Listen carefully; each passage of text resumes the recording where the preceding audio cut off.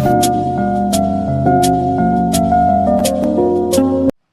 everyone. So today we will pretend যে আমরা নতুন বউ আর আমরা আমাদের খালা শাশুড়ি বা ফুপি শাশুড়ির বাসায় দাওয়াত খেতে যাচ্ছি।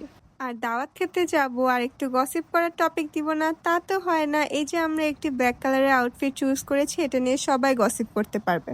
যেহেতু আমরা নতুন বউ, আমরা নিশ্চয়ই আমাদের প্রিভিয়াস ডেজগুলোতে অনেক বেশি মেকআপ করেছি, তাই আজকে আমরা সিম্পলের মধ্যে একটু গর্জিয়াস লুক আনার ট্রাই করব।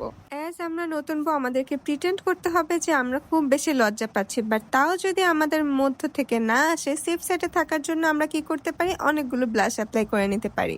সো তোমরা যারা একটু লিফটেড লুক আনতে চাও, তোমরা এভাবে ব্লাশ অ্যাপ্লাই করে দেখতে পারো।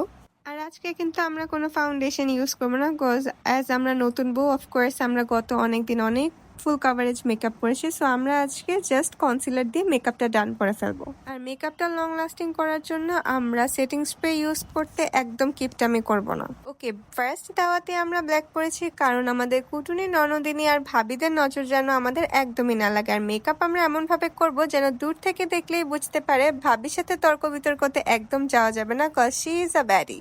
আর অপরদিকে বাড়ির মুরব্বীরা যেন ভাবে বউ তো একদমই মেকআপ করেনি। সো এখানে আমার আই লুক অলমোস্ট ডান। আমি জাস্ট খুবই লাইট কালারের আইশ্যাডো ইউজ করেছি আর অল্প একটু গ্লিটার ইউজ করেছি। আমি যেহেতু সবকিছু লিকুইড প্রোডাক্ট ইউজ করেছি, তাই আমি সেট করার জন্য একটি ভালো লুজ পাউডার ইউজ করব। এখানে আমরা আমাদের আই লুকে অনেক বেশি ফোকাস করব, যেন আমাদের হরিণ হরিণ চোখ দেখে শ্বশুর বাড়ির মানুষ ভাবে এই মেয়ে ছাড়া আমাদের ছেলেকে আর কেউ ভালো রাখতে পারতো না।